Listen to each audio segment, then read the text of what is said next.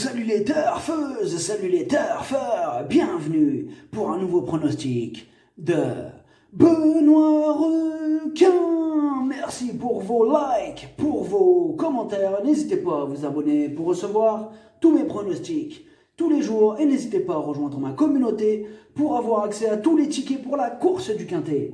Ok, place au pronostic du Quintet du jeudi 28 janvier, direction Paris-Vincennes pour le prix de la semaine internationale. 3 attelés, 2850 mètres, 14 partants, réunion 1, course 1, indice de confiance 3 sur 5. On est plutôt confiant pour ce Quintet, même si j'ai repéré quelques possibles troubles faits, mais on va voir ça ensemble. Petit retour sur le Quintet du mercredi 27 janvier. Dans mon pronostic, je vous ai donné le tiercé, le quartet, le quintet et le multi, ça fait plaisir. Pour le niveau yo-yo total VIP, on va tenter de battre les records des autres mois. Ce mois de janvier, il monte à 13 964 € de gains.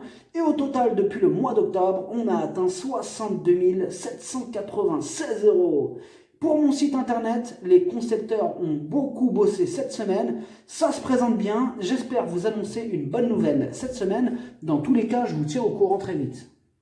Le niveau qui donne accès à tous mes tickets pour la course du Quintet, c'est le niveau yo-yo total VIP par le bouton rejoindre. N'hésitez pas à rejoindre ma communauté et vous récupérez tous mes tickets dans l'onglet communauté. Ok, c'est parti, on commence le pronostic et on commence avec le numéro 1, Macelleria. C'est le moins riche de la course et c'est seulement sa 3e sortie en France. Dans ce lot, il y a plusieurs chevaux qui lui barrent la route. On écoute son entraîneur Robert Berg. Macelleria a réalisé un bon premier semestre 2020 avant d'être moins performant. Ces 2 courses à Cagnes sont propres, mais je ne l'ai pas au même niveau qu'il y a quelques mois. Dommage. Ce sont des débuts sur la grande piste. Il ne devrait pas être dérangé. Pour autant, il faut qu'il me rassure dans l'immédiat. Le numéro 2, Spickleback Face. Il enchaîne les échecs sur ce tracé. Il monte de catégorie. Il faudrait la défaillance de plusieurs chevaux en vue pour qu'il puisse espérer accrocher une place. On écoute encore Robert Berg. Spickleback Face a assez peu couru en 2020. Après une petite rentrée nécessaire début janvier, il a couru en amélioration il y a 15 jours. Il est sur la montante et je le trouve de mieux en mieux. Il possède de la tenue et la longue distance ne sera pas un problème. Je n'ai pas de recul sur sa capacité à briller sur la grande piste. Cette épreuve a valeur de test, il a ma préférence. Le numéro 3, Short in Cash. Il est pétri de qualité, c'est un placé de groupe 2. Il est entraîné et piloté par Björn Goop. Bon, il restera ferré, mais sur sa classe, on doit quand même s'en méfier. Il a sa place à l'arrière d'un champ réduit. On écoute Björn Goop. Short in Cash avait connu des problèmes de jambes après l'hiver dernier. Il n'était pas au mieux lors de son retour à la compétition au mois de septembre et a dû être de nouveau arrêté. Il me paraît bien à l'entraînement, mais il va avoir besoin de courir pour retrouver son bon niveau. Jeudi, il restera ferré. C'est un cheval de classe, mais cette course va surtout me permettre de mieux le juger. Le numéro 4, Equinox, un peu malheureux la dernière fois. Bon, il a quand même terminé, il a réussi à accrocher sa 5e place. Alors avant ça, il restait quand même sur 2 très belles sorties. À l'issue d'un parcours favorable, cette fois-ci, il a les moyens d'améliorer son dernier classement. On écoute Jacques Bruno. Equinox s'est assez vite retrouvé le nez au vent dernièrement, mais il s'est montré courageux pour conserver la 5e place. Il se plaît à Grosbois et a enchaîné 3 bonnes performances. Il est resté au top et retrouve un engagement semblable.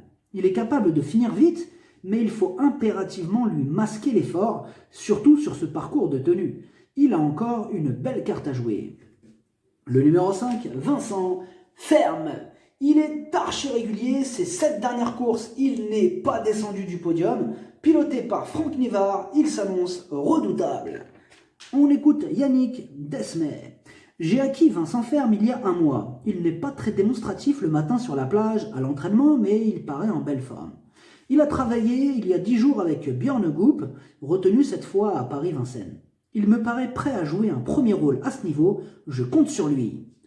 Le numéro 6, Nicky Flax. Il a le défaut de ne pas toujours répéter ses bonnes sorties, mais il a déjà prouvé sa compétitivité dans de bons lots. S'il nous montre son vrai visage cette fois-ci, il peut faire mal. On écoute Ronnie Creeper. Nicky Flax reste sur des courses satisfaisantes. Dans le prix de Briard, il a bouclé un parcours propre en dedans et il a donné un bon coup de rein pour finir. Il a bien travaillé depuis. C'est un cheval avec lequel il faut attendre et préserver sa pointe de 200 mètres. S'il a un parcours à sa convenance, alors il devrait poursuivre sur sa lancée. Le numéro 7, Diablo de Caponnet. Il donne toujours son maximum en compétition, il fait quasiment l'arrivée de toutes ses courses. Une fois de plus, il fera de son mieux. Attention à lui. On écoute Eddie Plancheneau.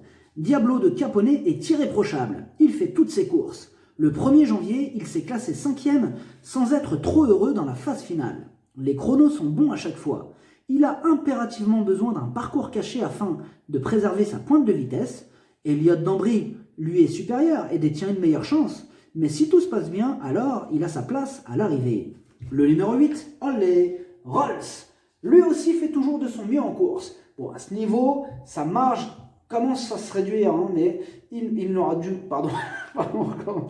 Du coup, je vous disais, donc à ce niveau, sa marge est réduite. Il n'aura pas le droit à l'erreur pour espérer accrocher une place. Il intéressera les amateurs de champ réduit. On écoute Jarmo Niskanen. Olé Rolls n'avait pas démérité à ce niveau lors de sa dernière course il y a plus d'un mois. Il est régulier, mais il n'a pas de marge de manœuvre dans cette catégorie. Depuis sa dernière tentative, il a repris de la fraîcheur et retrouve le même genre d'adversaire. Il devra bénéficier d'un déroulement de course favorable pour s'immiscer dans le quintet. Le numéro 9, Esperanzo. Il est dans une forme olympique. Il a remporté sa dernière course et ses 4 dernières sorties sont bonnes. Une fois de plus, il va défendre charmant ses chances. On écoute Mathieu Mottier. Esperanzo a bénéficié d'un très bon déroulement de course dernièrement et en a profité pour renouer avec le succès. Il cherchait sa course depuis un petit moment. Il est resté bien et l'engagement est favorable, mais je trouve l'opposition un peu plus relevée qu'en dernier lieu. Cela dit, il va encore fournir sa valeur et terminer dans le quintet. Pour gagner, il faudra que tout se passe très bien. Le numéro 10, Diablo d'Airfray. Ses 6 dernières courses, 6 échecs. Il tarde à retrouver la bonne carburation. Cependant, avec maintenant 4 courses dans les jambes, il ne va plus tarder à refaire parler de lui, petite méfiance. On écoute David Thomas.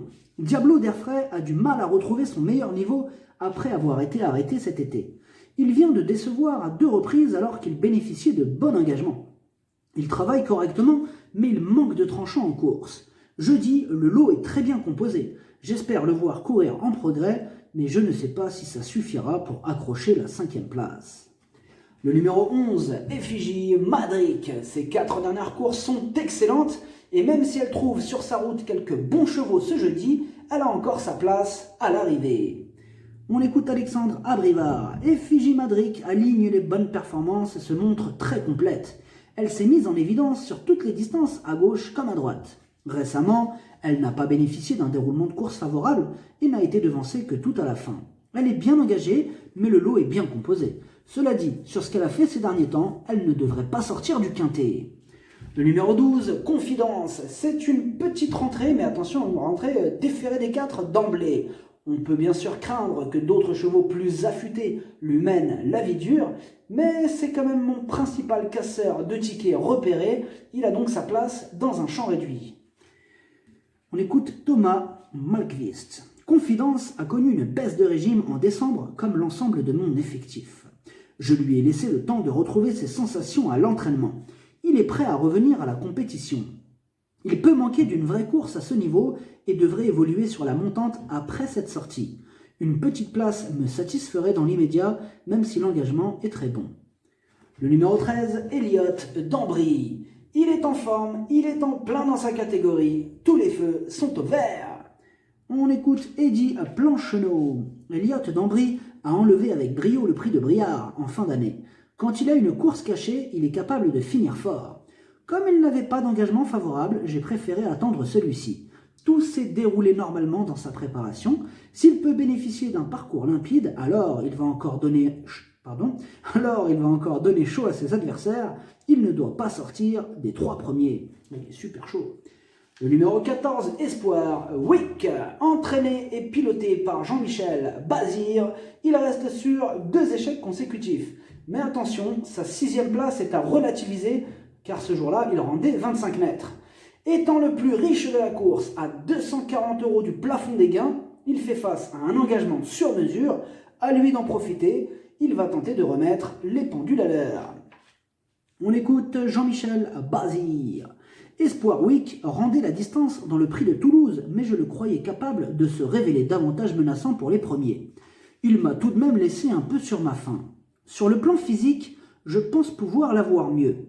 Cependant, il garde sa chance au départ de ce quintet. Il est fort bien situé à la limite du recul. J'espère qu'il va se réhabiliter. Le pronostic, ça donne 5, 9, 13, 11, 6, 4, 7, 14. Cheval de complément le 12. Si jamais il y a un autre nom partant, et ça peut arriver, le 8. Merci d'avoir suivi cette vidéo. N'hésitez pas à vous abonner pour recevoir tous mes pronostics tous les jours. Et n'hésitez pas à rejoindre ma communauté pour avoir accès à tous les tickets pour la course du quintet. À jouer avec modération. Bonne chance. Chopez-le moi. Ciao.